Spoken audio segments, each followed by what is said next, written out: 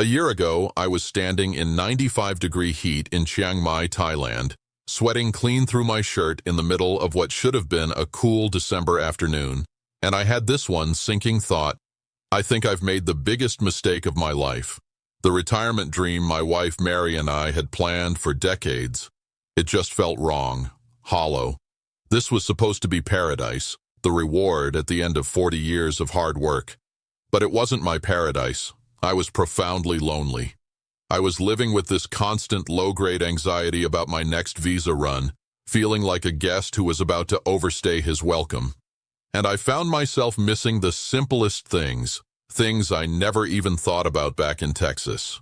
I missed the feeling of a cold, crisp day that bites at your cheeks and makes a hot drink feel like a gift. I just really, truly missed the seasons. I never in a million years, not in a million, thought I'd end up here, in Prague, in the Czech Republic, standing in this Christmas market that looks like something out of a fairy tale, bundled up, actually enjoying the cold. This life, it's better than any dream we had. It's more real. And the truly wild part, this whole incredible setup, this European life, is costing me less money than my old quiet life back in Houston. It's a long, strange road from Texas to Thailand to the Czech Republic. To understand how I got from that suffocating heat to this beautiful snowy square, and how I ended up happier than I ever thought I'd be again, you have to understand the original plan. You have to understand the dream that Mary and I built together, and why I had to let it go to survive. My name is Frank Sullivan. I'm 64 years old, and for 40 of those years, I was a general contractor back in Houston, Texas. I wasn't one of those guys building glass skyscrapers. I built homes for families. I ran small crews, good people, and I always took pride in a job done right, on time, and on budget. I've always been good with numbers, good with my hands, practical.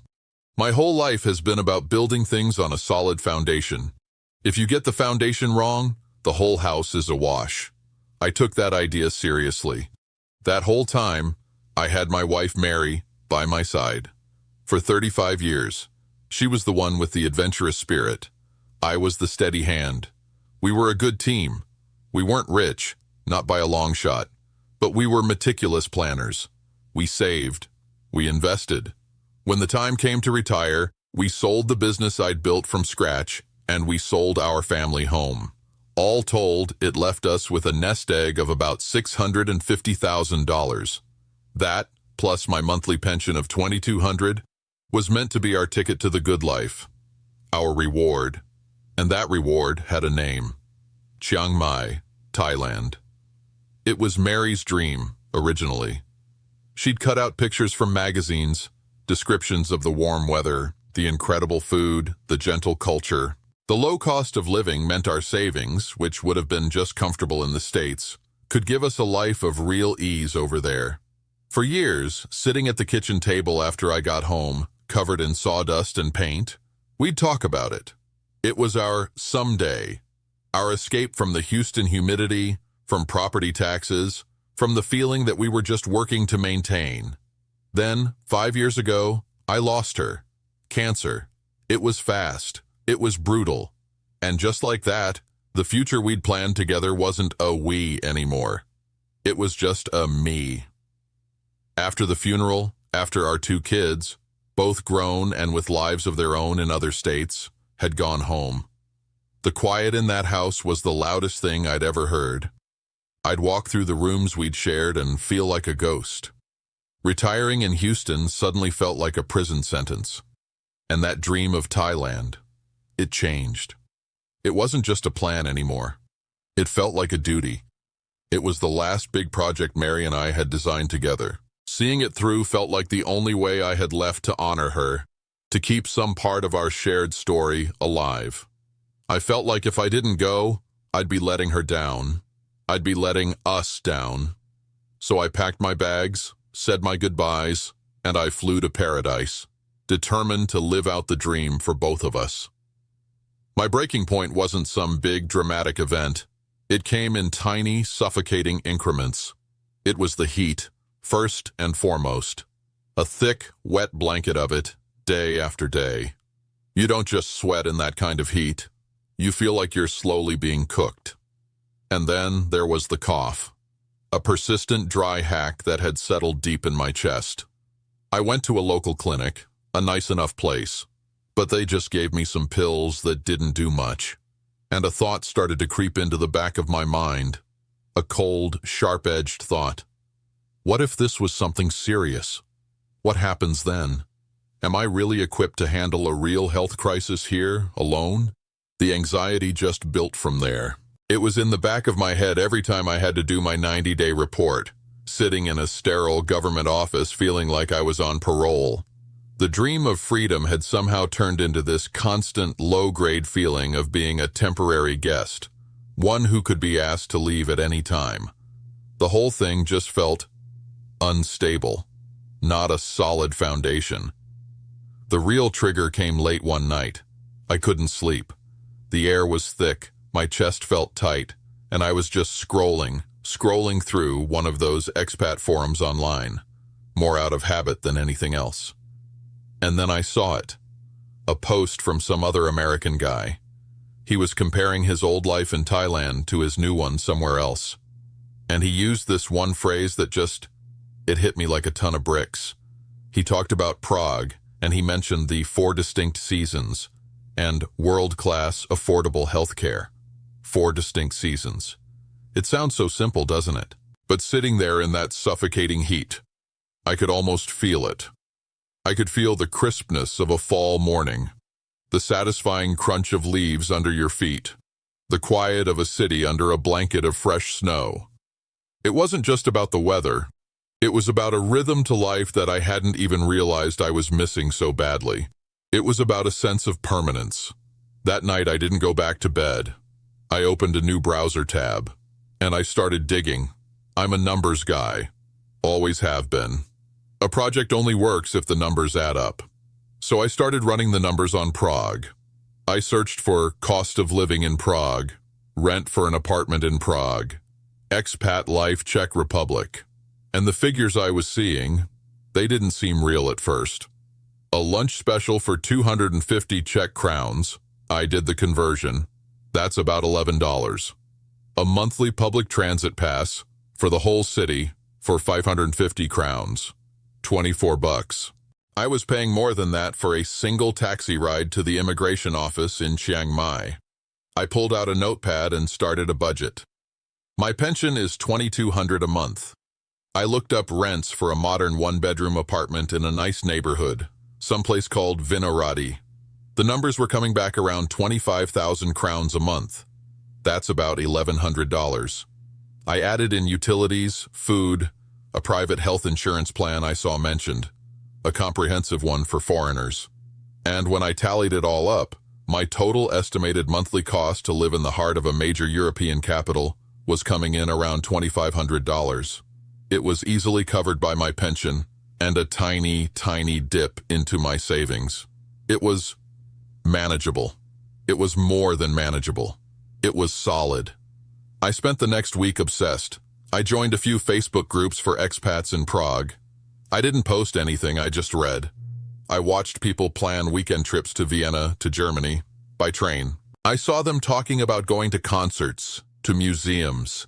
They were building lives, real, rooted lives. Of course, I saw the posts about the bureaucracy, the dreaded visa process. I read about something called a long-term visa type D and a trade license they called a Živnostenský list. It sounded complicated, like a real headache. But then I saw someone mention a relocation agency, a company you could just hire for a flat fee, and they'd handle all the paperwork for you. To me, that was just a line item in a budget. I'd spent 40 years hiring subcontractors to handle the plumbing and the electrical work, because that wasn't my expertise. You hire a professional to get the job done right. The idea of paying someone a few $1,000s to handle the entire visa process didn't scare me. It reassured me. It was another solid piece of the foundation. For a moment, sitting there in my quiet apartment in Chiang Mai, I felt a sharp pang of guilt. This wasn't the plan. This wasn't Mary's dream. Prague? We'd never even talked about it. I felt like I was betraying her, abandoning the last project we'd planned together. But then another thought came, just as sharp, just as clear. Mary wouldn't want me to be miserable. The dream wasn't about a specific place on a map. It was about being happy. It was about living a full life.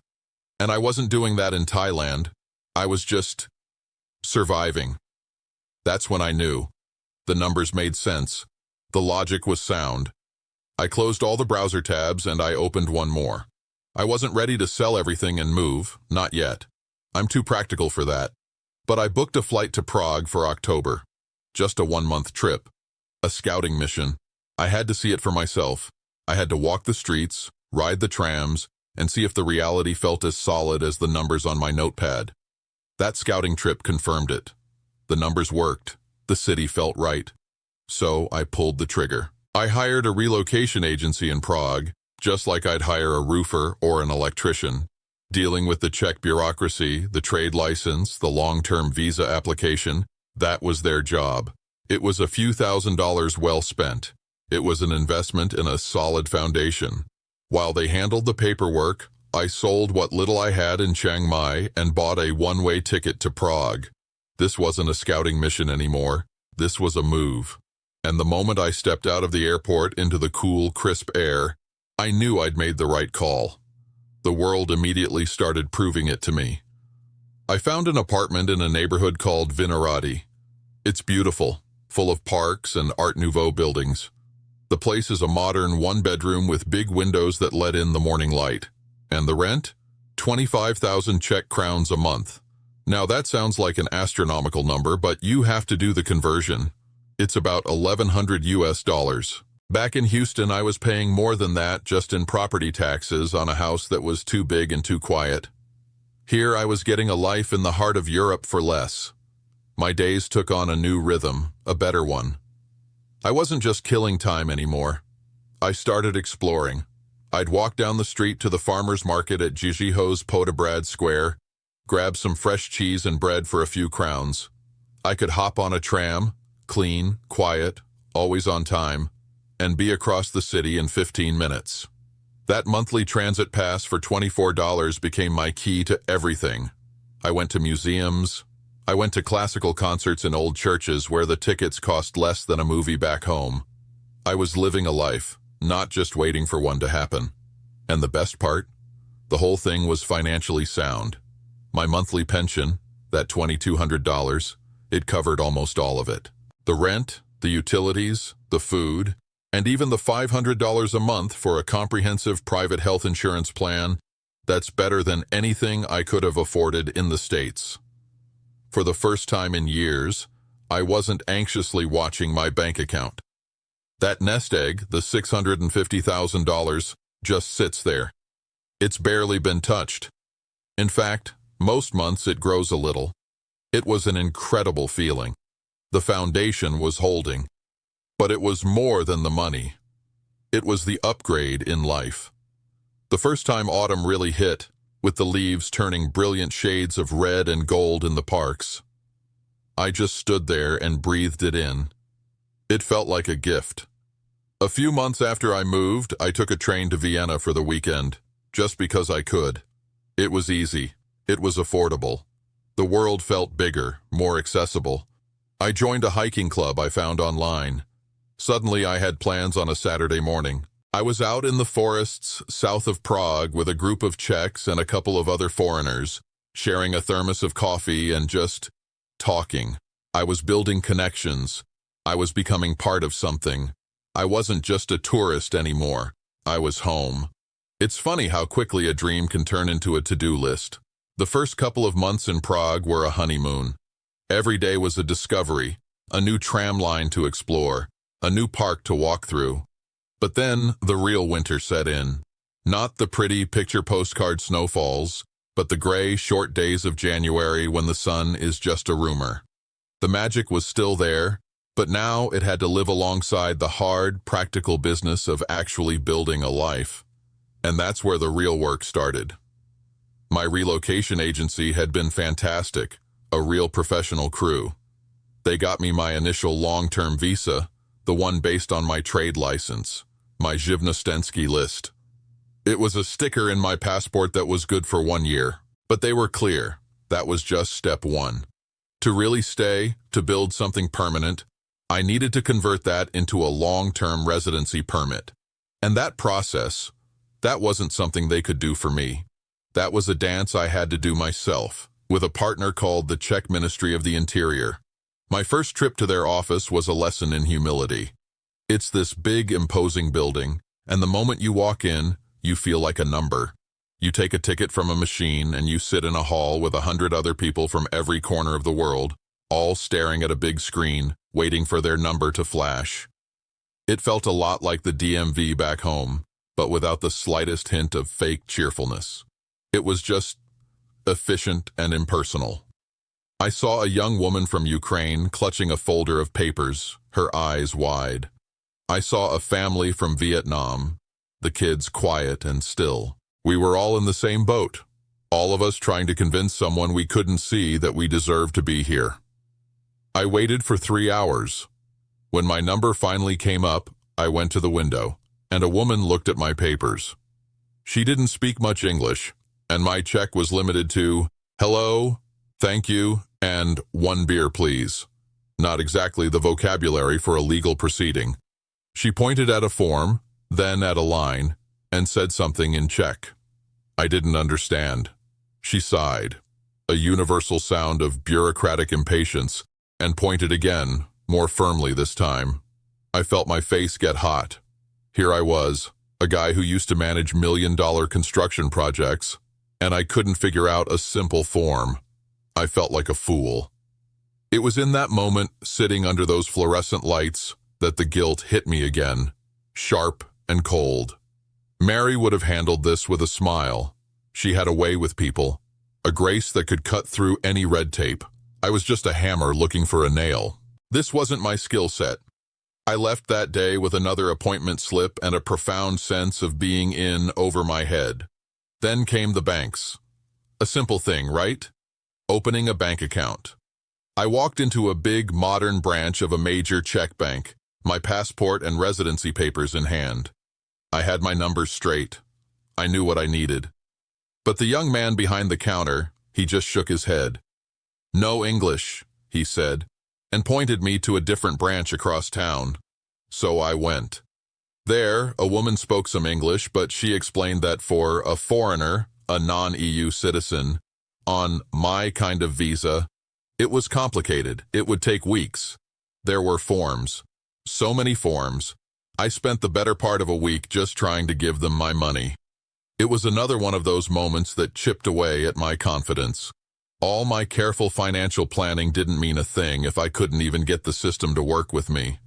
The loneliness started to creep in too. It was different from the loneliness in Thailand. That was a loneliness of being out of place. This was quieter, more subtle. The Czechs are good people, but they are reserved. You don't strike up a conversation in the elevator. Your neighbors give you a polite nod, and that's it. It's not unfriendly, it's just a different culture of privacy. The easy familiarity I was used to back in Texas, it just doesn't exist here.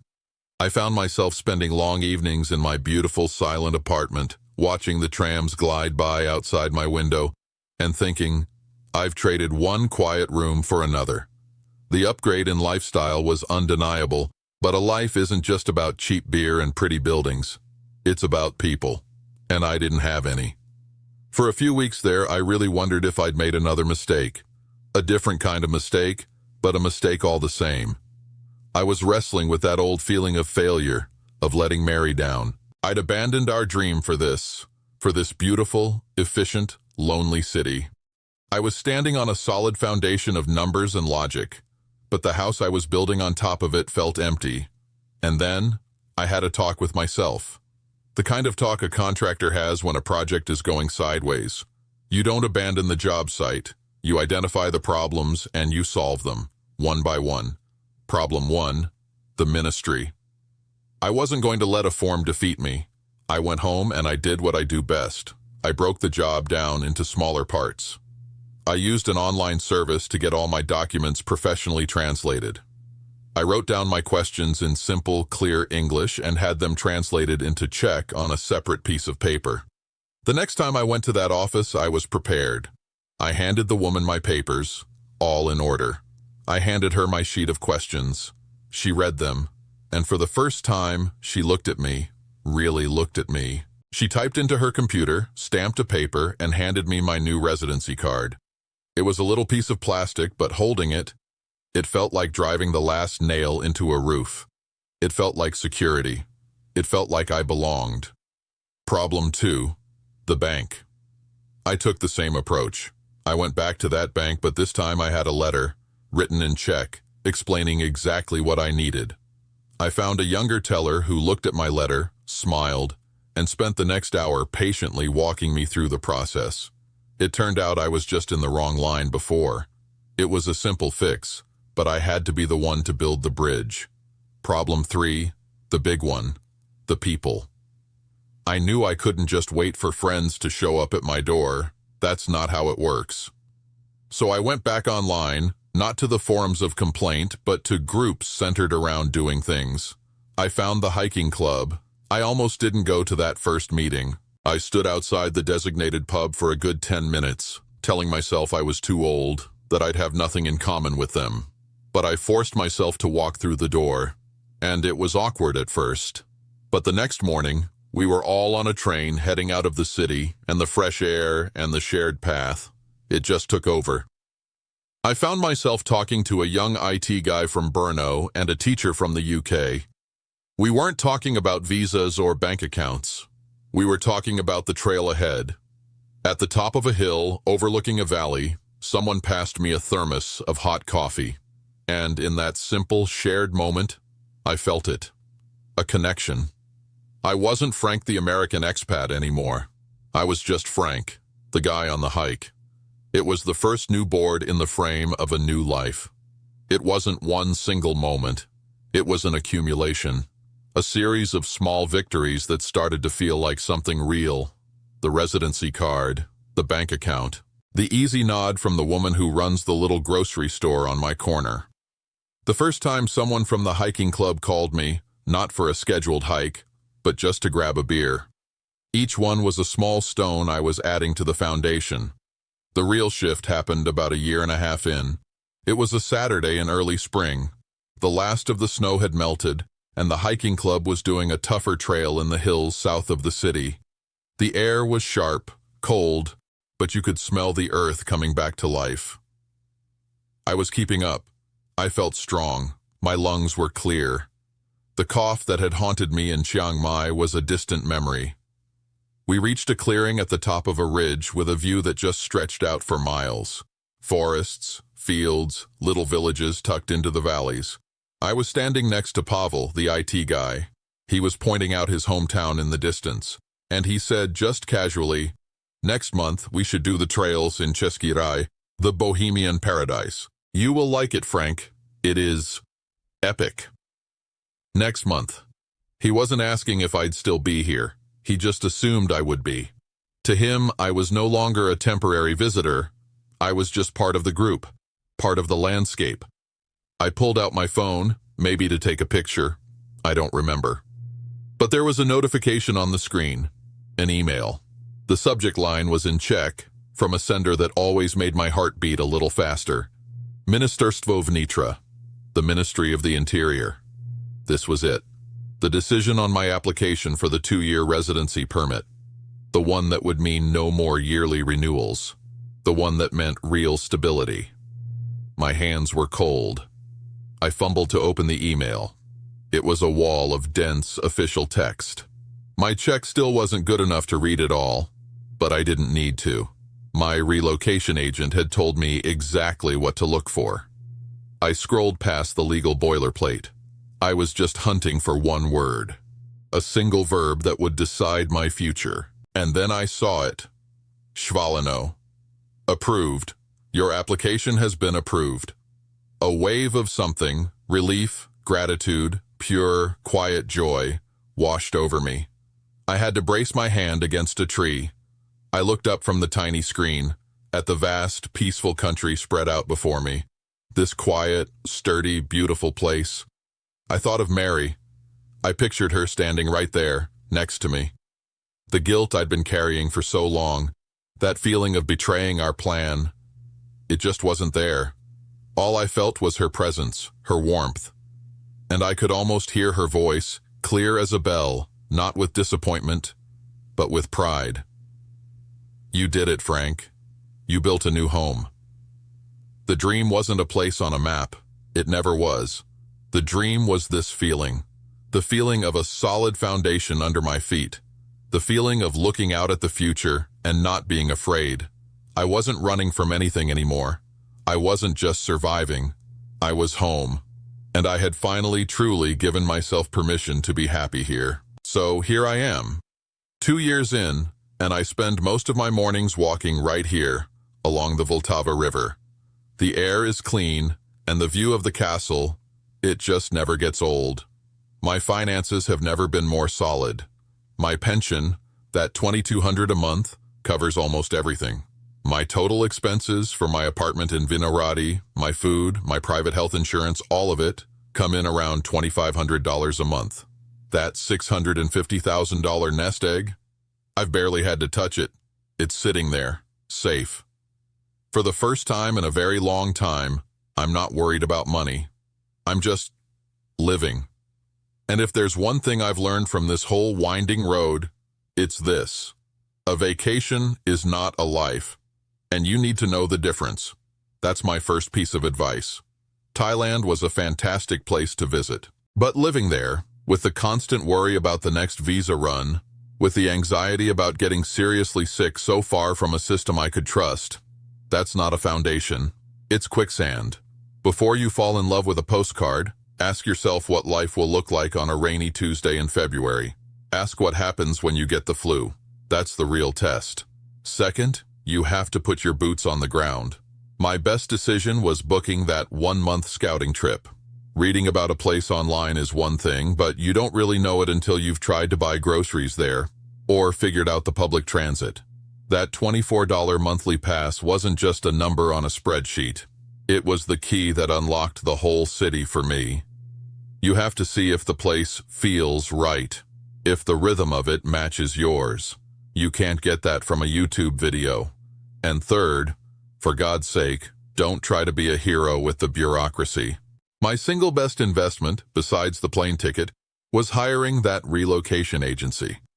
I spent my whole life hiring plumbers and electricians because you pay a professional to do a professional's job. Dealing with the Czech Ministry of the Interior is a professional's job. Seeing it as a line item in my moving budget instead of a mountain I had to climb myself changed everything. It took away the fear and let me focus on actually building my life here. Look, Thailand is a wonderful country, but a vacation is not a life. My advice is simple. Don't just follow the crowd. Your retirement is too important for that. Before you pack your bags for anywhere, think hard about what you'll need, not just in your first year, but in your 10th and 20th. Think about healthcare. Think about seasons. Think about how you want to spend your days. My only regret is that I didn't look at a map of Europe sooner. My second act didn't turn out to be the one I planned with Mary, but it turned into an incredible upgrade. And yours can be too. For more real stories about retiring smart and living better, subscribe to our channel. And don't miss our playlist on the most underrated retirement havens in Europe.